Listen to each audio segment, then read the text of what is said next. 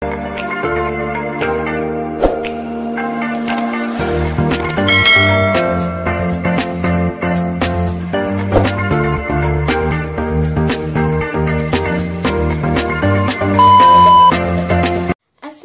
warahmatullahi wabarakatuh. Kembali lagi di Good Teacher Official. Jangan lupa like, comment, share, dan subscribe ya. Oke, di video kali ini aku akan membahas tentang tata cara pendaftaran dan juga dokumen-dokumen apa saja yang harus kalian persiapkan dalam mendaftar CPNS 2021. Dan karena banyak sekali yang masih bertanya-tanya bagaimana caranya, bagaimana alurnya, dan dokumen apa yang harus disiapkan dan lain-lain, itu di Instagram banyak sekali. Sebenarnya sudah ada di BKN, itu bisa kalian baca, cuma aku akan sambil jelaskan sedikit-sedikit ya. Jadi untuk tata cara pendaftarannya, kalian akses saja portal SSCASN dan ada di sini ya. Dan itu selanjutnya kalian bisa langsung daftar akun. Jadi daftar akun ini, langkah ini bertujuan mencocokkan data pelamar dengan database yang ada di Disdukcapil ya. Dan masukkan semuanya itu sesuai KTP kalian. Misalkan dimasukkan nama, NIK, tempat tanggal lahir, dan sebagainya. Misalkan ada muncul galat gitu ya, jadi silakan ikuti instruksi pesan galat. Misalkan kan biasanya disuruh menghubungi Disdukcapil setempat terdekat gitu ya. Jadi kalian jangan menghubungi instansi atau BKN kalau masalah KTP. Jadi langsung ke Disdukcapil gitu ya. Kalau misalkan udah fix, selanjutnya tinggal masukkan nomor HP dan juga email yang aktif. Dan setelah itu klik lanjutkan dan juga lengkapi data gitu ya. Lengkapi data yang ini itu tujuannya untuk membandingkan data pelamar di KTP dengan di ijazah tuh. Dan jangan lupa kalau misalkan mengunggah KTP, kan disuruh mengunggah KTP. Untuk ukuran ini tuh kalau misalkan di bawahnya nggak apa-apa, tapi jangan terlalu jelek banget kualitasnya, nanti tidak akan terbaca dengan jelas. Jadi sekitar mungkin 190 KB atau berapa, atau pas 200 KB juga bagus. Jadi kalian harus pastikan itu benar ya.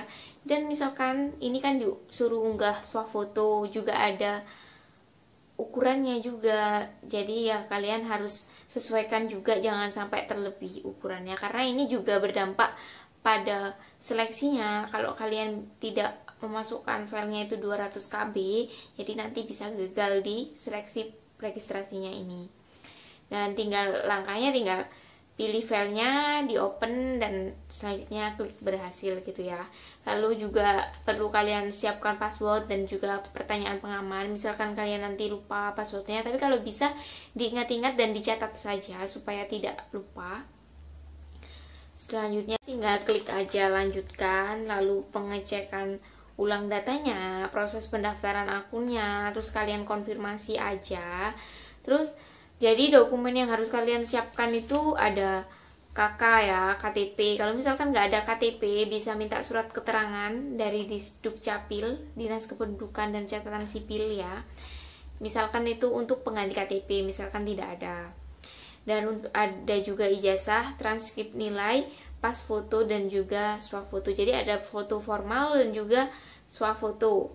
Terus ada dokumen lain yang dibutuhkan, itu biasanya STR atau apa sesuai dengan instansi yang kalian daftar gitu. Jadi kalau misalkan udah dikonfirmasi itu tidak bisa dirubah lagi ya kalau udah tahap terakhir.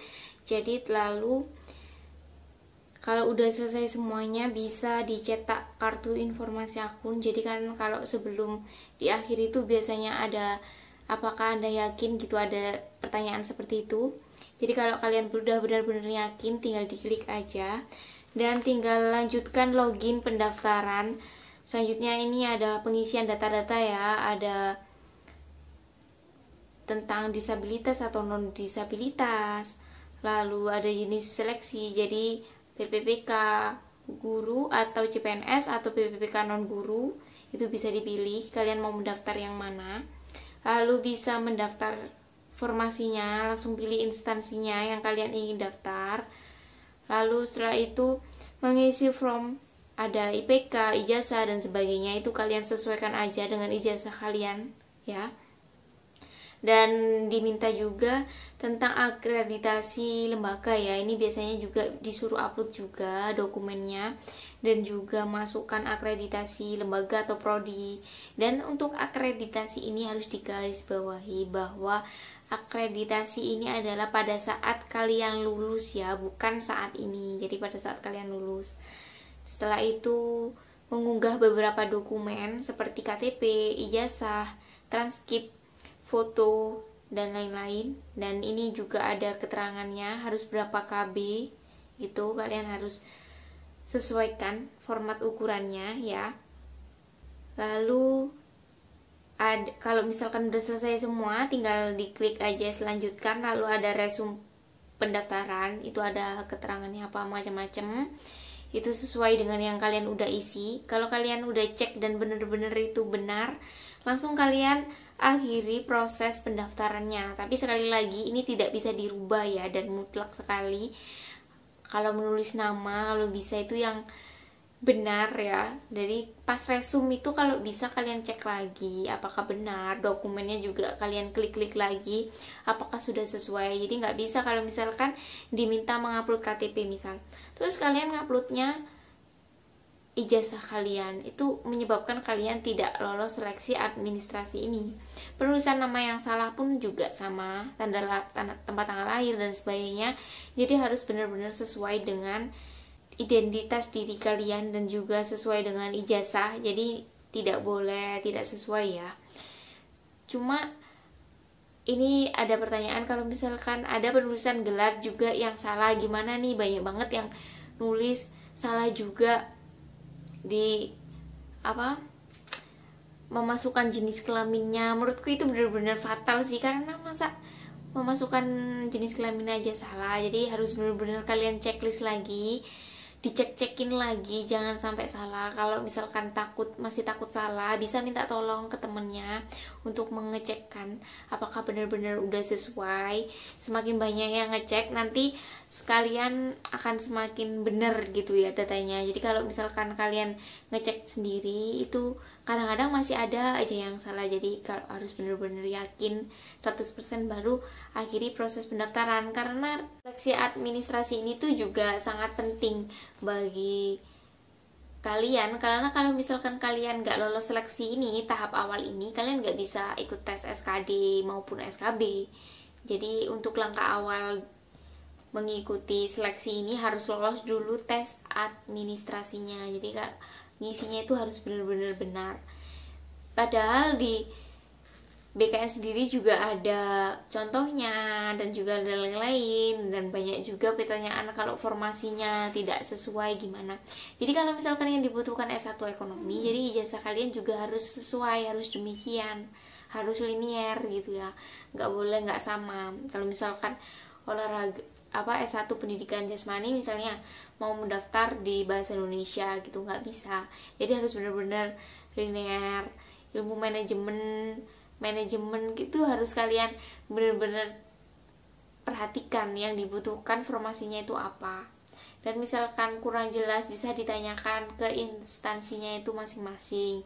Tapi sebagai patokan sih sebenarnya sudah jelas ya, instansi yang dibutuhkan itu biasanya ada bermacam-macam. Misalnya membutuhkan formasinya itu 1, terus ijazahnya harus S1 apa gitu, biasanya juga udah jelas sih di tabelnya. Jadi kalian sesuaikan aja dengan itu, dengan ijazah kalian. Dan ada juga pertanyaan kalau misalkan salah menulis nama gimana, salah menulis gelar gimana gitu. Kalau bisa sih jangan salah ya, tapi kalau misalkan salah, kalau pengalaman, tapi ini jangan dibuat untuk menggampangkan juga, karena pengalamanku aku dulu sebenarnya salah nulis di gelarnya. Cuma kan yang nyeleksi ini juga manusia juga, mungkin ada ada titik lengahnya gitu ya. Jadi aku waktu itu udah pesimis banget, pasti nggak lolos, salah ngasih titik aja sebenarnya, tapi ternyata alhamdulillah lolos. Soalnya ada temanku yang salah nulis gelarnya ya juga nggak lolos, namanya juga jangan sampai typo, harus bener-bener, karena itu sangat diperhatikan sekali ya. Kalau misalkan kita mengeceknya kan pertama harus nama gitu, intinya harus benar semua, jangan sampai salah karena sayang, karena ini dibukanya juga tahun sekali ya, jadi harus benar-benar kalian teliti lagi gitu. Oke, semoga penjelasanku ini sedikit membantu ya. Terima kasih telah menonton video ini. Jika ada pertanyaan lain silahkan kalian ketik di kolom komentar. Terima kasih telah menyaksikan video ini. Saksikan video lain dari Good Teacher Official. Ada berbagai macam materi-materi juga. Silahkan kalian cek di playlist.